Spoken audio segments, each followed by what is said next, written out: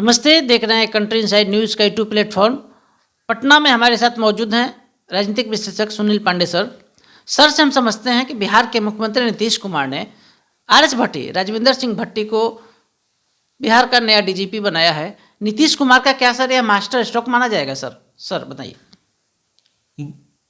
कई महीनों बाद या वर्षों बाद नीतीश जी का यह निर्णय की हर कोई प्रशंसा कर रहा है। प्रशासनिक तौर पर और जो एक सत्ता का इकबाल होता है, बिहार में लगातार गिरता रहा। 2005 में जब ये सत्ता में आए और उस समय जो हालात थे बिहार के, मैं बात कर रहा हूँ लालू राबड़ी जी के शासनकाल का, वो पुनरावृत्ति हो रही है जी। लगातार एक शराब बहुत बड़ा विषय बना हुआ है। अवैध शराब का व्यापार, अवैध शराब के कारण मौतें, इससे सरकार की नाहक बदनामी हो रही है पूरे देश में। बीजेपी विपक्ष में है, हर मौके को ये भुनाना चाहती है, भुनाना भी चाहिए विपक्ष में होने के नाते।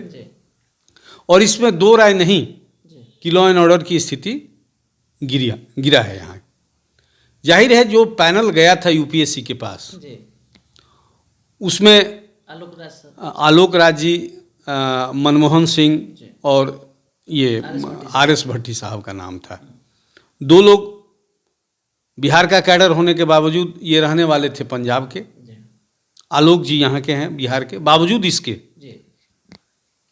नीतीश जी का ये चयन हर मामले में उम्दा है, प्रशंसनीय है और बिहार के लोग ये आशा कर सकते हैं कि लॉ एंड ऑर्डर में आमूल चूल सुधार संभावित है।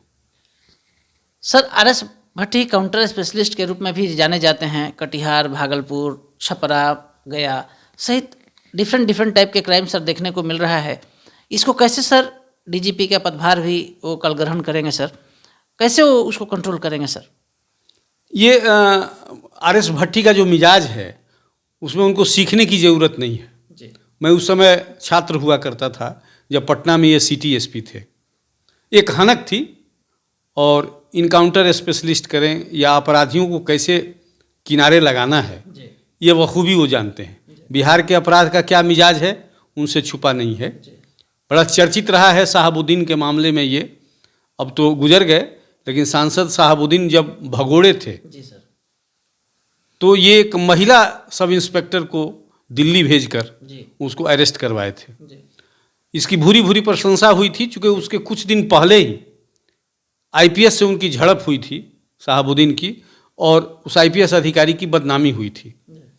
तो एक बड़ा ये चर्चित विषय था पूरे देश के लिए। साहबुद्दीन कौन थे, क्या थे, कहना की ज़रूरत नहीं है। तो ये मेरे कहने का मतलब ये है कि बिहार में अपराध का क्या स्वरूप है ये भट्टी साहब बहुत अच्छी तरह से जानते हैं, और कैसे डील करना है, पॉलिटिकल इंटरफेरेंस को कैसे किनारे करना है, वो बखूबी जानते हैं। इसलिए ये बात आप सोच सकते हैं, निश्चिंत हो सकते हैं बिहार की जनता कि लॉ एंड ऑर्डर पे एक बहुत बड़ा बदलाव देखने को मिलेगा। और जिस नाम से प्रचलित रहे हैं नीतीश जी, सुशासन बाबू, शायद उसकी एक झलक इनको और फिर से देखने को मिलेगा सर। बिल्कुल सर, 7 दलों का गठबंधन बिहार में है। राष्ट्रीय जनता दल सबसे बड़ी पार्टी है, communist party, Congress party. Sir, सभी लोगों का क्या जो डीजीपी का पद होता है उस पर दबाव, आप अपने अनुभव से बताइए सर, कि जो 7 दलों का गठबंधन का सरकार है सर, क्या दबाव रहेगा सर? बिल्कुल, दबाव तो देना नैसर्गिक नेचर है, चरित्र है, हर राजनेता चाहता है। लेकिन वो दबाव कितना अधिकारी झेलता है उसके मन मिजाज पे निर्भर करता है। ये कहीं लिखित नहीं है कि आप कहेंगे और मैं मान जाऊंगा, लेकिन एक व्यवहारिक रूप से लोग करते रहे हैं। लेकिन मेरा मानना है, मैं मानता हूँ इस बात को कि भट्टी जी के साथ ऐसी घटनाएं नहीं होगी, और कोई भी राजनेता पैरवी करने से पहले 100 बार सोचेगा कि पैरवी किसे किया जा रहा है और किस तरह से आरएस भट्टी डील करेंगे। बिहार के चर्चित आईपीएस रहे हैं अभयानंद और आरएस भट्टी में सर क्या आप अंतर पाते हैं? देखिए, इसको देशज शब्दों में कहें तो आरएस भट्टी यदि सुनार हैं, आरएस भट्टी यदि लोहार हैं तो अभयानंद जी सुनार थे। यही दोनों का अंतर है। अभयानंद जी बड़ा महीनी से काम करते थे, एकेडमिकली करते थे, स्पीडी ट्रायल आज पूरे देश को यदि किसी ने दिया है तो अभयानंद जी को इसका श्रेय जाता है।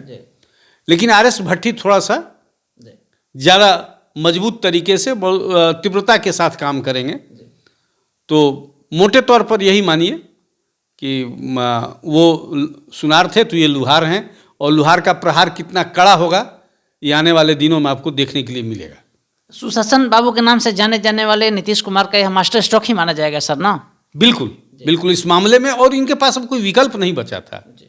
माफ़ करेंगे, जो आउटगोइंग निवर्तमान डीजीपी हैं सिंघल साहब, ये किसी तरीके से डीजीपी के लायक नहीं थे, लेकिन है कई कारणों से इनकी नियुक्ति हुई होगी।